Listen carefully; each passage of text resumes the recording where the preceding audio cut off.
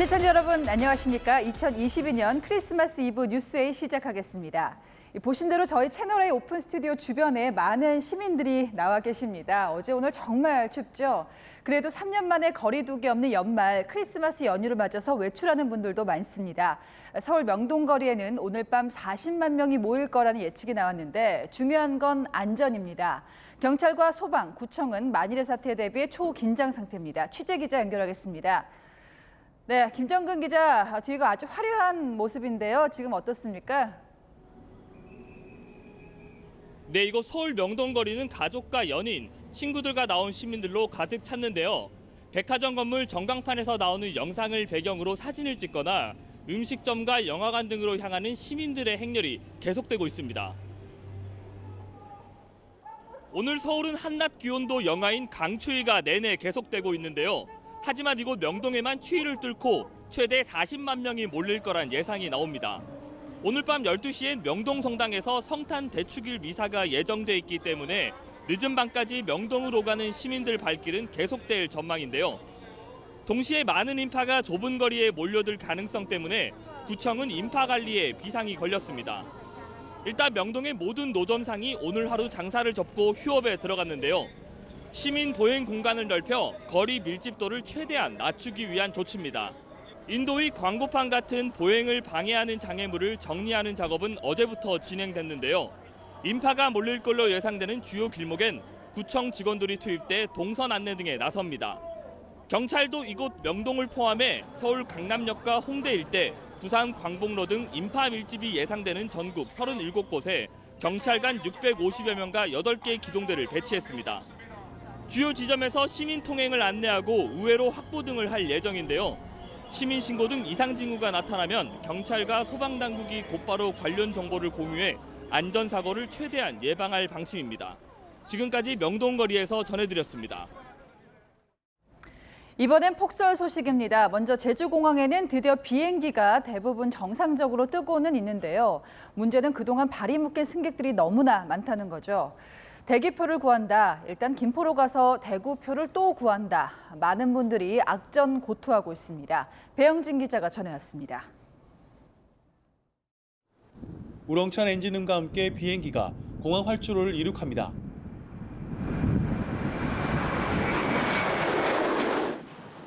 강풍과 폭설로 마비됐던 제주공항이 오늘 운항을 재개했습니다.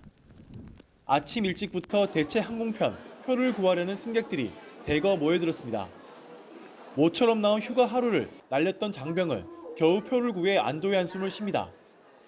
원래 어제로 잡혔었는데 오늘 아침에 비행기 이제 끝나고 소식을 듣고 그냥 취소되고 하다가 1시간 정도 하다가 바로 예매하게 됐어요. 항공사들은 결항 사태로 제주를 떠나지 못한 승객에 대해서만 대기 접수를 받았지만 창구엔 금세 대기 접수를 중단한다는 안내 문구가 붙었습니다. 어떻게든 표를 구하면 천만다행입니다. 대구로 못 가서 김포로도 가고 김해로도 가고 이렇게 다 찢어져서 가고 있거든요. 크리스마스기도 해서 각자 다 개인 약속도 있고 뭐 예매해 놓은 것도 있고 한데 19편이 결항하고 지연편도 잇따라 발생하는 등 차질이 빚어졌지만 오후 들어 강풍과 급변풍 특보도 해제되면서 빠르게 정상을 되찾고 있습니다. 평생에 처음으로 왔어요. 그랬는데 구행을 하지 못하고 가는 게 좀 아쉽고 다른 음식도 제대로 못 먹고 아쉬움이 많아요. 바닷길은 오늘도 차질을 빚었습니다. 제주 해상에 발효된 풍랑주의보가 오후가 돼서야 해제되면서 오후 4시 이후 출발하는 세척만 운항했습니다. 오후 들어 제주 지역에 대설특보가 모두 해제됐지만 산간 지역을 중심으로 최대 1m에 가까운 많은 눈이 쌓였습니다. 지금까지 신고된 눈길 사고는 64건입니다. 채널A 뉴스 배영진입니다. 이번 눈이 얼마나 강력했냐면요. 호남은 무려 17년 만에 가장 많은 눈이 내렸습니다. 그나마 특보는 해제됐습니다마는 태반이 눈을 다 못 치웠습니다. 외진 마을은 오죽하겠습니까? 눈 치워줄 손도 도와주러 올 길도 없습니다. 신선미 기자가 취재했습니다. 마을이 온통 하얗게 변했습니다. 비닐하우스 지붕은 눈 무게를 못 이기고 폭삭 주저앉았습니다. 5년간 정성껏 키웠던 블루베리 묘목을 하루아침에 못 쓰게 됐습니다. 아침에 와보니까 이렇게 폭삭 주저앉았어. 눈 이렇게 재보니 한 60cm 정도 돼버리더라고요. 사람이 들어가서 이렇게 흘러있더니 큰일 나게 생겼어. 그래서 들어가지도 못하고. 인근의 다른 마을. 트랙터로 눈을 치워보고 삽으로 퍼내보지만 좀처럼 끝이 보이지 않습니다. 60cm가 넘는 엄청난 눈에 이틀간 고립됐다 눈이 그친 뒤 겨우 진입로 하나를 뚫었습니다. 여든을 훌쩍 넘긴 고령의 주민들은 마을 회관으로 겨우 몸을 피했습니다. 주민들이 일체 어디 옆집이도 못 가고 회관에 또 나오셔서 거기서 숙식을 하면서 3일 정도 고립된 상태고. 대설특보가 모두 해제되고 눈이 그치면서 제설 작업이 시작됐지만 언제 다 치울 수 있을지 막막하기만 합니다. 사람도 치우고 장비가 다 치우고 있는데 언제 이걸 다 치워야 될지 가까보기도 하고 좀 그러네요. 기록적인 폭설에 피해도 잇따랐습니다. 전북 남원에선 축사지붕이 무너져 소 50마리를 긴급 대피시키는 등 전북도 내 건물과 비닐하우스 52개 동이 피해를 본 것으로 잠정 집계됐습니다. 김제에선 눈을 치우던 30대 남성이 지붕에서 떨어져 다치기도 했습니다. 이 밖에도 남원과 완주 등지에서 50km 구간 도로도 여전히 통제되고 있습니다. 채널A 뉴스 신선미입니다. 네, 이번 한파에 우리만 당한 게 아닙니다. 식품을 급속 냉동시킬 때 온도가 보통 영하 50도라는데 미국은 이게 지금 기온입니다. 거의 나라 전체가 냉동고처럼 변한 건데요. 30분 만에 20도가 넘게 뚝 떨어지면서 숨결까지 순식간에 얼어붙었습니다. 더 무서운 건 이런 날씨가 더 이상 이변이 아닐 정도로 기후변화가 일상이 된다는 겁니다. 이다혜 기자가 자세히 전해드립니다. 화살이 날아가듯 거센 눈보라가 수평으로 몰아칩니다. 폭설이 시야를 차단해 교통 표지판도 제대로 보이지 않습니다. 미국 중서부에서 시작된 폭설과 강풍이 동부까지 확산됐습니다. 와이오밍주에서는 30분 만에 영상 6도에서 영하 16도로 수직 급락하는 기록적인 급강하 현상도 나타났습니다. 몬태나주 산악지대 수은주는 영하 46도로 뚝 떨어졌습니다. Dangerously cold. I would advise anyone if you don't have to be out, don't go out. 북극에 있어야 할 차가운 기류가 대서양의 습한 공기를 만나 폭탄 사이클론으로 불리는 겨울 폭풍이 몰아쳤습니다. 미국 동부 오데호 부근에서 발달한 저기압은 이례적인 폭설과 강풍을 불러왔습니다. 피해도 속출했습니다. 오하이오주의 한 도로에서는 50대 넘는 차량이 연쇄 추돌했고 이 사고를 포함해 미 전역에서 최소 1,500건의 차량 사고가 발생했습니다. 테네시주에서는 한 남성이 길거리에서 숨진 채 발견됐고 오클라호마주에선 빙판길 교통사고로 3명이 숨지는 등 모두 9명 이상 숨진 것으로 전해졌습니다. 미 전역에 150만 가구가 정전 피해를 입었고 항공기 5,000편 이상이 결항되면서 공항에서 성탄절을 보내게 된 여행객들도 적지 않습니다. There's nothing for 48 hours. Late in the next 48 hours or spend Christmas in the airport. Mostly just anxious to get home. But what do you guys think? Can you think of one? 미국 기상청은 이번 한파가 10분 만에 피부에 동상을 일으킬 정도로 위협적이라며 외출 자제를 당부했습니다. 채널A 뉴스 이다혜입니다. 네, 정치권으로 가겠습니다. 검찰 소환 통보를 받은 이재명 대표, 이 발언 수위가 높아지고 있습니다. 검찰이 정권의 망나니처럼 칼춤을 벌인다며 맹비난했는데 한동훈 법무부 장관이 곧바로 반박하고 나섰습니다. 한수아 기자입니다. 이재명 민주당 대표는 어제 저녁 SNS에 다음 주 호남 경청 투어 일정을 올렸습니다. 검찰이 출석을 요구한 28일 계획된 광주 일정을 소화하겠다고 밝힌 겁니다. 검찰 수사에 대한 비판 수위도 높이고 있습니다. 윤 정권의 망나니 칼춤을 좌시하지 않겠습니다. 오늘 새벽 국회 본회의가 끝난 후 기자들과 만난 한동훈 법무부 장관은 이 대표의 발언을 평가절하했습니다. 여러 가지 말씀을 하시는 것 같은데 수사를 받는 정치인이 과도하고 과장된 발언을 하는 것은 자주 있는 일 아닙니까? 일방적 소환 통보라며 불응 의사를 내비치는 것에 대해서도 반박 의견을 내놨습니다. 다른 국민들과 똑같이 이 나라 사법 시스템 안에서 대응하시면 될 문제라고 생각합니다. 민주당은 한 장관이 말하는 국민의 왜 대통령 가족은 예외냐고 맞받았습니다.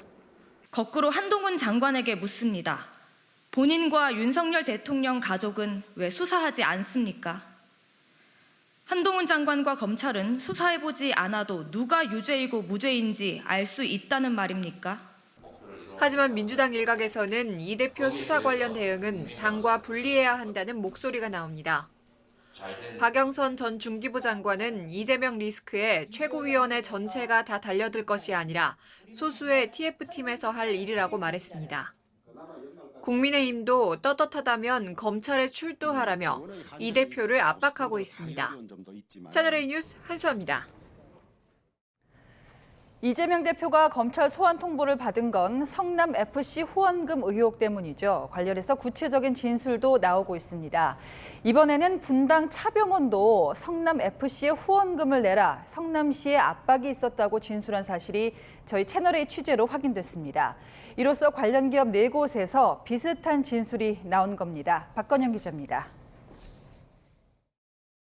2015년 분당 차병원은 성남FC에 33억 원을 주고 스폰서 협약을 맺습니다. 과거 분당 차병원은 병원 바로 옆 옛 경찰서 부지를 매입해 의료 연구시설을 지으려고 노력해왔습니다. 하지만 성남시가 토지 용도 변경 등을 반대해 시와 갈등을 겪었습니다. 그런데 성남FC에 후원금을 낸 지 3년 만에 성남시는 토지 용도 변경을 허가해주고 용적률도 2배 가까이 높여줬습니다. 이재명 당시 성남시장의 퇴임을 앞둔 시점이었습니다. 검찰은 분당 차병원 관계자 조사 과정에서 민원을 해결하고 싶으면 후원금을 내라는 성남시 압박을 받았다는 취지의 진술을 확보한 걸로 전해졌습니다. 두산건설과 네이버, 위례신도시 개발회사에 이어 분당 차병원까지 4개 기업에서 같은 진술이 나온 겁니다. 검찰은 이재명 당시 시장이 구단주를 맡은 성남FC 운영자금을 충당하려고 후원 압박이 이뤄진 걸로 의심하고 있습니다. 검찰은 이재명 더불어민주당 대표의 오는 28일 출석 여부에 대한 공식 회신을 아직 받지 못한 걸로 알려졌습니다. 검찰은 28일까지 기다린 뒤 이 대표가 출석에 불응하면 다시 출석 요구서를 보낼 방침입니다. 채널A 뉴스 박건영입니다.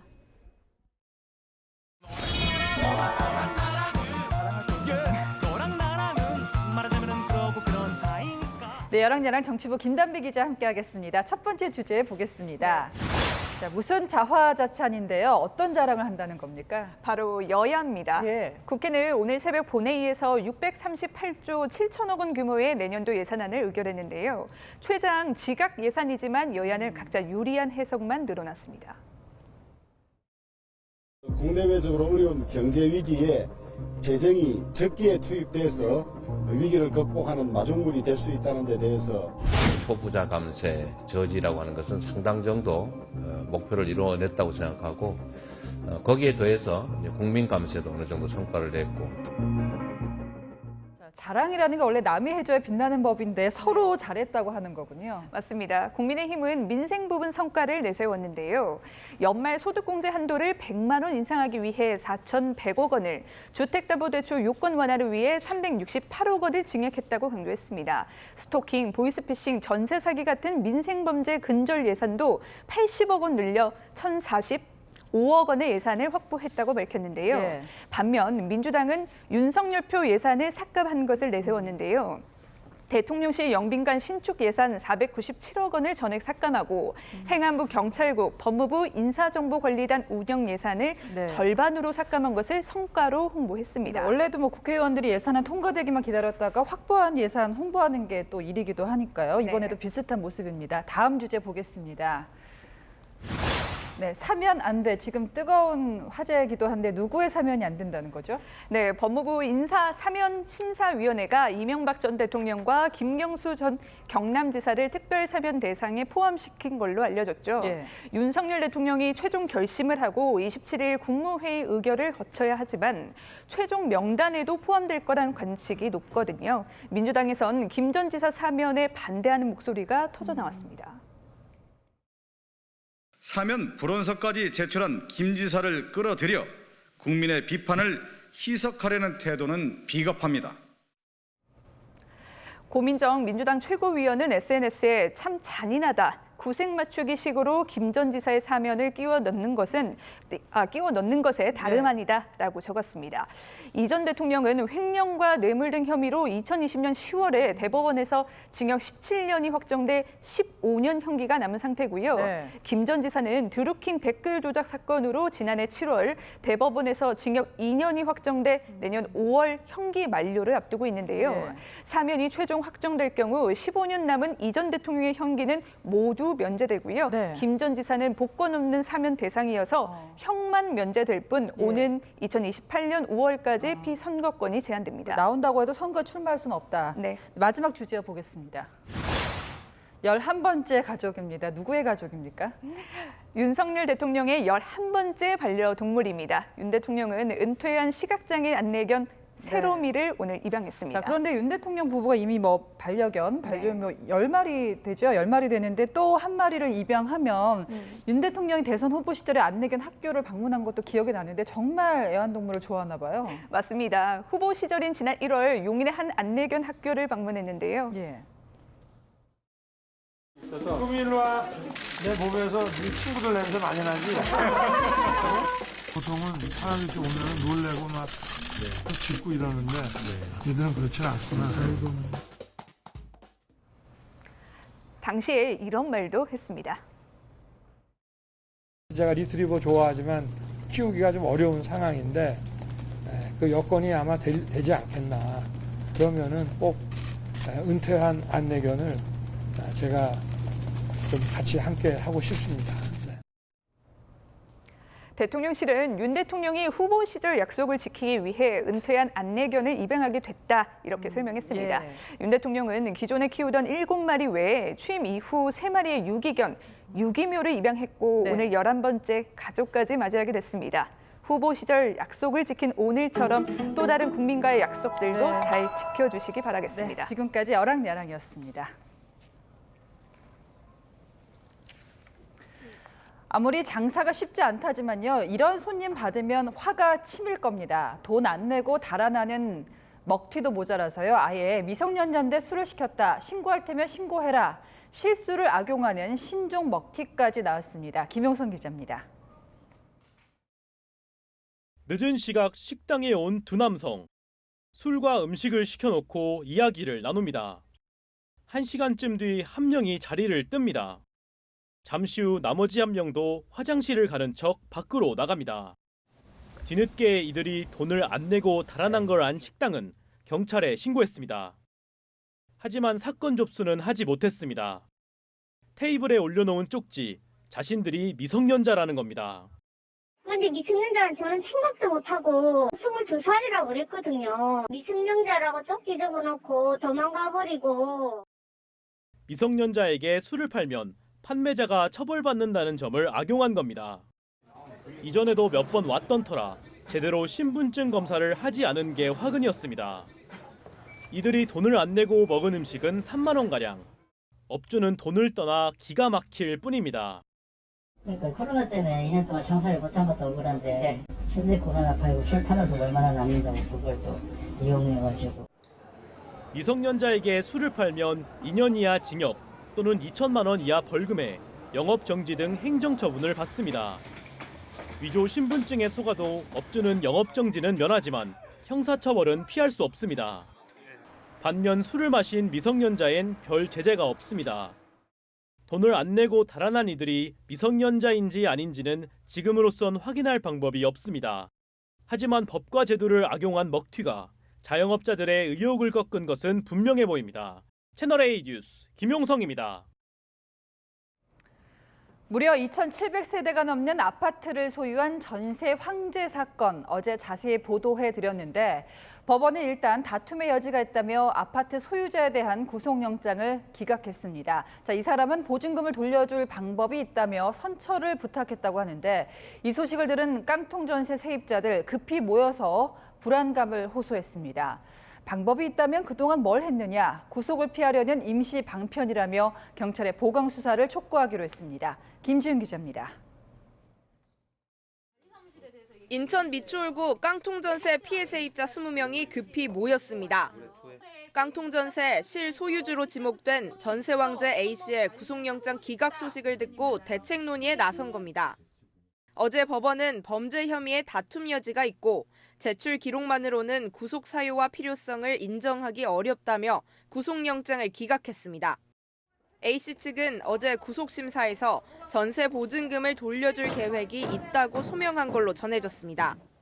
자산 매각과 아파트 분양 등을 통해 변제금을 마련할 수 있다며 선처도 부탁했습니다. 하지만 세입자들은 구속을 피하려는 방편이라고 비판했습니다. 선처를 바라기 때문에 나는 이렇게 노력했다. 그렇게 보이려고 하는 거지. 저희한테는 뭐 연락한 적 없고 미안하다는 소리도 없고. 구속영장 기각이 A씨가 재산을 숨길 시간만 벌어준 건 아닌가 걱정도 했습니다. 그들이 지금 열심히 운익하고 있을 재산 제발 좀 묶어주세요. 전셋집에서 쫓겨나 거리로 나앉는 건 아닌지 불안도 여전합니다. 아이한테 저는 지금 그렇게 얘기하고 있어요. 안 되면은 할머니 집에 시골에 가서 넌 지내고 엄마는 단칸방에 가서 돈 벌어서 한 몇 년 있다가 엄마가 너 다시 데리러 올게. 세입자들은 다음 주 경찰 수사팀을 만나 수사 경과를 설명 듣고 보강 수사를 요구하기로 했습니다. 경찰도 추가 수사를 통해 A씨에 대한 구속영장을 재신청할지 검토할 걸로 알려졌습니다.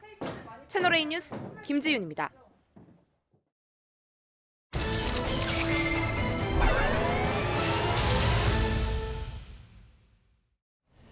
네, 사실 비슷한 사건은 왕왕 있었습니다. 특히 돌려줄 돈도 없이 빌라를 1000채가 넘게 사들였던 이른바 빌라왕 사건도 있는데요. 심지어 갑자기 숨진 채 발견되면서 피해자들이 돈 받을 길이 막막해졌습니다. 왜 이런 일들이 자꾸 터지는지 좀 더 깊게 알아보겠습니다. 사회일부의 정현우 기자가 나왔습니다. 자, 빌라왕 사건. 정 기자가 빌라왕 김 씨 회사에 직접 가봤죠? 네, 빌라왕 김 씨가 사기에 이용한 법인 두 곳의 주소지인 경기도 연천군으로 이틀 전 직접 찾아가 봤는데요. 알고 보니 김 씨 부모님의 집이었습니다. 네. 며칠째 집이 비어서 부모님을 만나진 못했고요. 이웃들을 만나서 얘기를 들어볼 수 있었습니다. 예, 그러니까 빌라왕이 집안 재산에 손을 댄 게 전세 사기를 치기 훨씬 전부터였다고요?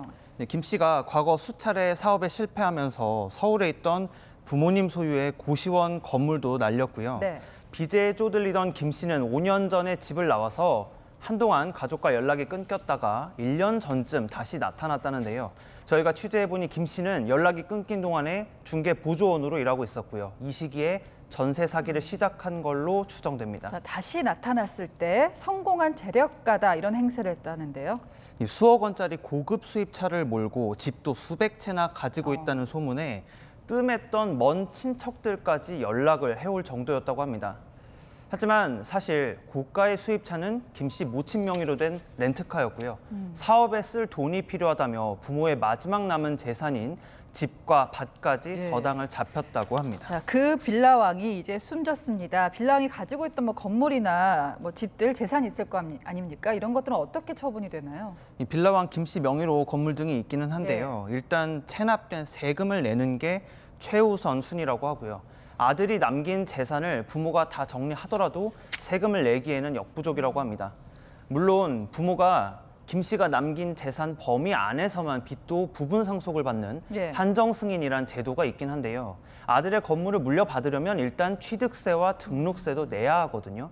결국 김 씨 부모는 아들의 재산도 빚도 모두 포기하겠다는 입장을 법원에 밝혔다고 전해집니다. 다음 순위 상속인인 사촌인의 친척들이 있긴 하지만 같은 이유로 선뜻 나서기는 어려운 상황입니다. 그러니까 세금 내고 남는 것도 없고 지금 모두가 이렇게 상속을 포기하는 상황에서 피해 세입자들이 보증금을 일부라도 돌려받을 수 있을까 궁금한데요. 이 피해 세입자 중에 전세 보증보험에 가입하지 않은 경우가 절반 정도인데 이 경우는 구제가 쉽지 않아 보이고요. 보험에 가입한 나머지 세입자들 역시도 당분간은 기약 없이 기다려야 합니다. 김 씨 친척들까지 모두 상속을 포기해야 주택도시보증공사가 보증금 반환 절차에 나설 수 있는데 이 과정이 통상 1년은 걸리기 때문입니다. 당장 전세금을 못 돌려받는 상황이 되니까 이사조차 못 나가는 상황이 돼서 만기가 끝나면은 대출 상환을 못해서 신용불량자가 될 것 같다는 생각이. 일단 국토교통부가 피해 세입자들과의 간담회에서 보증금 반환을 최대한 서두르겠다고 밝혔고요. 네. 또 보증보험을 미가입한 세입자에게는 임시 거처와 저금리 대출 지원을 약속했는데요. 네. 근본적인 대책이라기엔 부족해 보입니다. 네, 지금 사건을 보다에서 전세 사기 사건 짚어봤습니다. 네, 다음 소식입니다. 내년도 예산안에 얹어서 세제 개편안도 가까스로 확정이 됐죠. 특히 징벌적인 종부세를 정상화하겠다던 현 정부의 의지가 일단은 반영됐습니다. 내용을 뜯어보면 2주택자 부담이 가장 많이 줄게 됩니다. 자세한 내용은 이민준 기자가 전합니다. 문재인 정부가 다주택자를 겨냥해 도입한 종합부동산세 중과제도. 하지만 세제 개편안이 국회를 통과하면서 부동산 규제 지역인 조정지역의 2주택자에게 적용되던 종부세 중과세가 사라지게 됐습니다. 3주택자에게 적용하는 종부세 최고세율은 1%포인트 낮췄습니다. 최근 부동산 시장이 얼어붙으면서 집값, 전셋값이 동반 하락하는 상황. 세입자 구하기도 어려워진 데다 전세 재계약된 보증금을 더 토해내야 하는 다주택자들은 그나마 숨통이 트였습니다. 전세나 임대 가격이 많이 내려가서 보증금들을 돌려주고 이런 상황이 좀 맞아. 개인적으로는 좀 부담이 좀 덜어진다는 거에 대해서 안도하고 있습니다. 이번 종부세 개편의 최대 수혜자는 2주택자. 서울 마포구와 강남구에 각각 전용 면적 84제곱미터짜리 대표 아파트 2채를 보유한 경우 올해 종부세는 3,535만 원이었습니다. 하지만 내년 종부세는 1,013만 원으로 3분의 1 수준까지 떨어집니다. 다주택을 유지하고 계신 분들 입장에서라면 서둘러 매각할 필요가 조금 줄어들었다. 좀 더 버티기를 하고자 할 생각이 생겼을 수 있겠다라고 볼 수 있겠습니다. 1주택자는 종부세 부과 기준 금액이 현행 11억 원에서 12억 원까지 오르고 다주택자도 6억 원에서 9억 원까지 인상됩니다. 이번 조정으로 올해 122만 명이었던 종부세 대상자는 내년 절반 가까이 줄어들 전망입니다. 채널A 뉴스 이민준입니다. 네, 장바구니 물가 중에서도 특히 달걀값이 무섭게 오르고 있습니다. 정부가 수입산을 풀겠다곤 하는데 글쎄요, 수입산도 비싸긴 마찬가지입니다. 박지혜 기자입니다. 지난해보다 3주 일찍 발생한 고병원성 조류 인플루엔자 AI. 살처분된 가금류만 벌써 173만 마리에 달합니다. 달걀 한 판 가격도 1년 새 4.4% 올랐습니다. 이제는 측란 30구를 대형마트에서 사려면 6,700원 정도를 내야 하는데요. 또다시 2년 전 가격인 한 판에 10,000원 정도까지 오를 거란 우려도 나옵니다. 너무 많이 비싸졌어요. 네. 예전에는 좀 한 판에 5,000원이었는데 요즘 한 판에 10,000원씩 하니까. 딴 데는 한 8,800원 받거든요, 계란 한 판에. 근데 여기 오면은 간혹가다 세일하는 거 있으면 세일하는 거 사요. 달걀값이 뛰자 정부는 당장 다음 달 스페인산 신선란 121만 개를 급히 들여와 풀겠다고 밝혔습니다. 1월 중 대형마트 등에 공급할 예정이며 향후 가격, 수급 상황을 보아가며 추가 수입을 검토하겠습니다. 문제는 AI가 전 세계를 휩쓸면서 수입산 달걀 가격도 만만찮은 상황. 미국은 한 판에 12달러로 올해만 30% 이상 치솟았고 스페인산 달걀도 한 판에 7.5유로에 달합니다. 수입산도 한 판에 10,000원 넘어가는 겁니다. 정부는 가격 안정보다 설 성수기를 앞두고 공급 부족을 메꾸는데 일단 주력할 계획입니다. 채널A 뉴스 박지혜입니다. 네, 요즘은 미술품을 투자 자산으로 보는 분들이 많아졌죠. 그래서 이렇게 은행 금고에 보관하기도 하는데요. 아예 전체가 미술 투자자들에 맞춰서 변신한 은행이 등장했습니다. 조윤선 기자가 소개합니다. 소박하면서도 정제된 듯한 새하얀 항아리. 건들면 튕길 것 같은 기타줄, 촉각을 시각화했습니다. 초현실적인 붉은 산이 담긴 붉은 산수까지. 근현대사를 이끈 작가들의 작품이 모여진 이곳은 1960년부터 59년 동안 은행으로 운영된 곳입니다. 이곳은 기존의 갤러리와 달리 실제로 수장고에서 사용하고 있는 이런 이동형 거치대에 그림을 걸어놨는데요. 은행에 있는 금고 형태의 돈 대신 이런 예술품들을 보관하는 공간까지 색다른 구조로 되어 있습니다. 수장고가 어떻게 관리되고 그림들이 어떤 형태로 걸려 있는지 일반인들에게 좀 유추할 수 있는 그런 공간을 저희가 제시를 한 거죠. 소비자에겐 새로운 경험을 제공합니다. 지금껏 보지 못했던 시각성이기 때문에 그 자체로도 영감이 들 수 있다고 보고요. 은행 본연의 기능이 잘 녹아 있습니다. 우선 VIP 고객들이 맡긴 소장 미술품을 보관하는데 부동산 명품을 넘어 미술품에 눈을 돌리는 자산가를 잡기 위함입니다. 수시로 투자 자문과 작품 가치 평가도 가능합니다. MZ세대들이 자꾸 접해가지고 은행에 친숙하게 지속적인 고객으로 연결시키기 위한 그러한 시도다. 비용 절감을 위해 폐쇄된 은행 점포가 예술을 매개로 새롭게 진화하고 있습니다. 채널A 뉴스 조현선입니다. 싱크로나이즈드라고 많이 알고 계신 아티스틱 스위밍, 이제 올림픽에서요 남자 선수들의 모습도 볼 수 있게 됐습니다. 우리나라에는 남자 선수 딱 한 명 있는데요. 보시면 반가우실 스타의 아들이기도 합니다. 정윤철 기자가 소개합니다. 음악에 맞춰 마치 한 몸처럼 연기를 펼칩니다. 스포츠와 예술의 경계를 넘나드는 아티스틱 스위밍입니다. 과거 싱크로나이즈드 스위밍으로 불렸던 이 종목은 올림픽에서 여자 선수만 출전할 수 있었습니다. 하지만 어제 IOC가 2024년 파리올림픽부터 남자 선수의 출전을 허용하면서 마침내 벽이 허물어졌습니다. 세계 선수권에선 2015년 대회부터 혼성 듀엣 종목이 열리고 있습니다. 다만 올림픽엔 혼성 듀엣 종목이 없습니다. 대신 8명이 출전하는 단체전에 남자 선수가 최대 2명까지 나설 수 있게 됐습니다. 불모지 한국은 남자 아티스틱 스위밍 선수가 1명뿐입니다. 바로 가수 변진섭 씨의 아들 변재준입니다. 2015년 입문한 변재준은 섬세한 표현력이 강점입니다. 외롭지만 묵묵히 선수의 길을 걸어온 변재준. 올림픽의 문이 열린 게 반갑기만 합니다. 너무 기뻤고 일단 처음이 약간 믿기지 않았어요. 정말 이게 진짜 됐구나. 기량을 키워 언젠가는 반드시 올림픽 무대를 밟겠다는 각오입니다. 목표로 삼고 있는 올림픽은 이제 2028년에 그 LA 올림픽일 거예요. 아마 그때까지 열심히 준비해서 올림픽에 출전할 수 있도록 하는 것이 저희 목표입니다.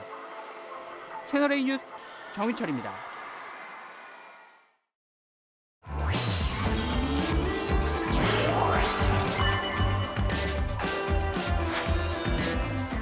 김연아 선수 이후 13년 만에 피겨 그랑프리 대회에서 금메달을 목에 건 선수가 있죠. 오픈 인터뷰 오늘은 피겨 장군 김예린 선수와 함께하겠습니다. 어서 오세요. 안녕하세요. 금메달 가지고 오신 거죠? 네, 여기 좀 보여주시겠어요? 저도 여기 실물은 처음 보는. 와. 그게 그 어마어마한 13년 만에 땄다는 금메달이군요. 네, 맞습니다. 와, 제가 한번 만져봐도 될까요? 아, 네. NHK 트로피라고 써 있고 정말 처음 만져봅니다.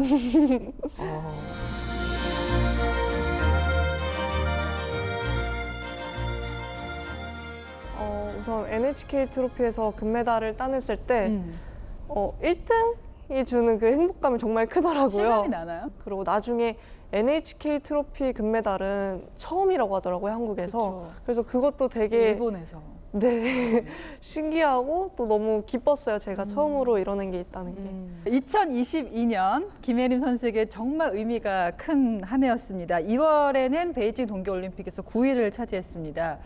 어린 시절부터 꿈꿨던 올림픽이었잖아요. 네, 제가 올림픽에 나가는 거를 항상 선수로서 매 순간 이렇게 꿈꿔왔고 늘 최종 목표라고 이렇게 말을 했었는데 그거를 실제로 이루게 돼서 너무 기뻤고 올림픽에서 늘 선수들이 가장 목표로 하는 클린 연기를 펼쳤기 때문에 그 부분이 이제 더할 나위 없이 아쉬움 없이 좋았어요. 클린이라는 단어를 다른 인터뷰도 보고 자주 쓰더라고요. 네. 김예림 선수만이 내가 실수하지 않는 걸 중시하는 겁니까? 아니면 피겨 선수들의 공통점입니까? 시합 때 가서 더 잘하는 건 사실 어렵잖아요. 그러니까 내가 늘 해왔던 최고로 할 수 있는 게 클린이기 때문에 그거를 항상 선수들이 목표로 삼는 것 같아요. 그렇군요. 베이징 올림픽 때였죠. 피겨 장군이라는 별명이 붙었습니다.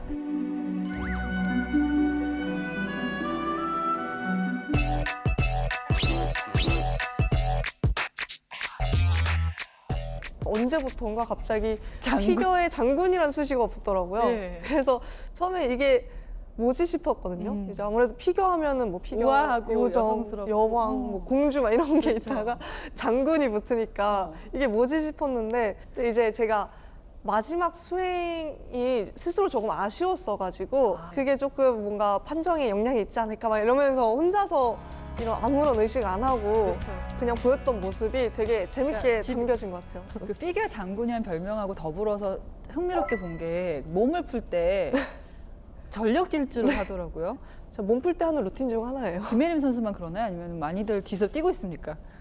아 근데 저는 몰랐는데 저만 그러는 것 같더라고요.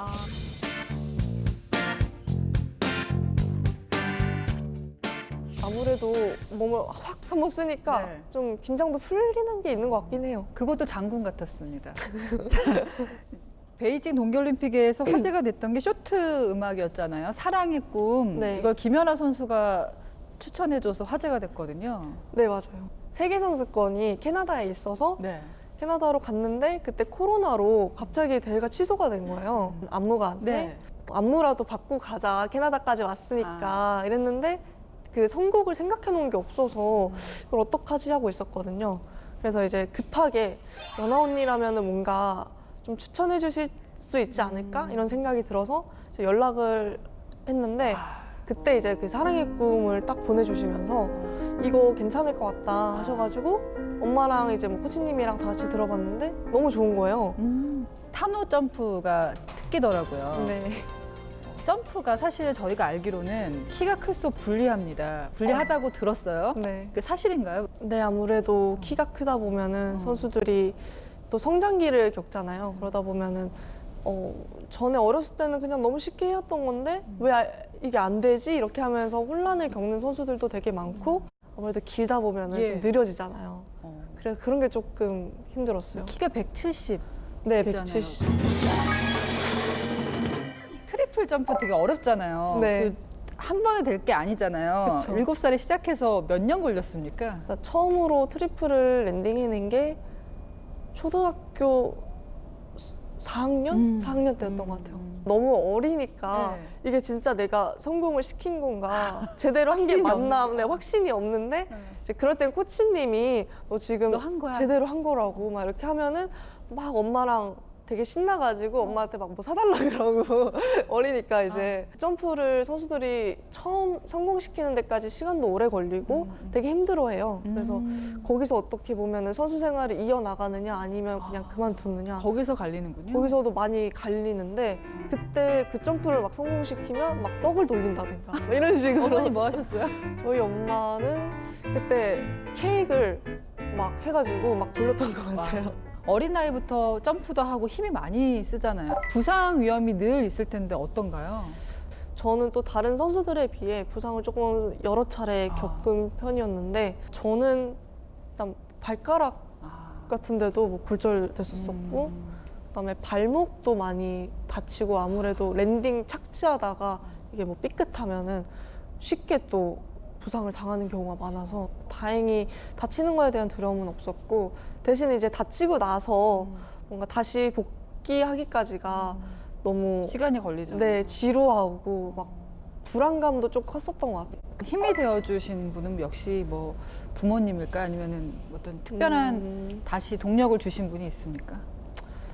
우선은 부모님이 가장 그래도 크고 그 다음에는 팬분들이 오늘도 많이- 추운데 다 손 흔들으시고 예. SNS로 이렇게 저한테 대한 많은 응원과 또 이제 저를 선수로서 굉장히 소중한 얼마나 소중한지를 막 말씀을 해주시니까 그럴 때 다시 한번 조금 더 자신감을 얻고 또 스스로도 내가 정말 소중한 선수라는 그런 걸 새기고 다시 일어설 수 있었던 것 같아요. 아니 시청자 질문이 이게 또 있습니다.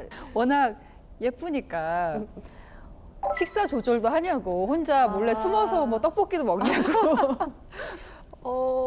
제가 사실 작년까지는 저는 식단 관리를 거의 안 합니다 이렇게 얘기를 했는데 올해는 이제 20살이 되고 하다 보니까 신체적인 변화가 있는 건지 전에랑 똑같이 먹으니까 체중이 막 늘더라고요. 어떤 걸 주로 먹어요?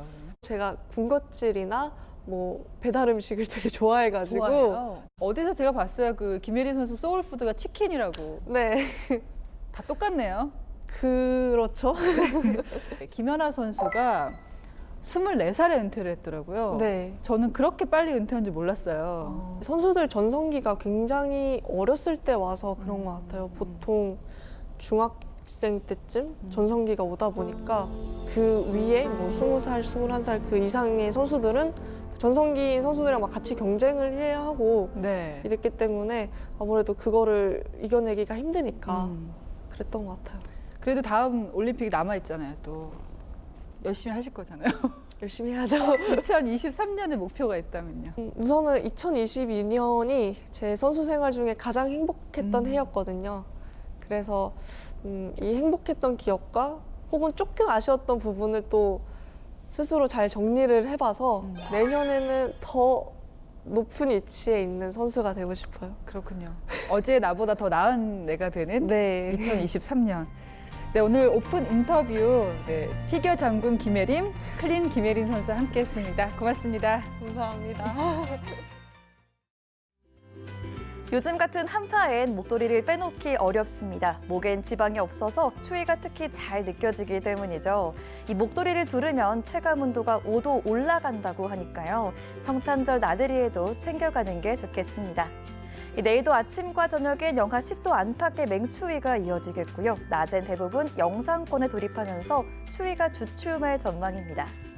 현재 대부분 지역에 한파특보가 내려진 가운데 한파경보까지 도달한 곳도 있습니다.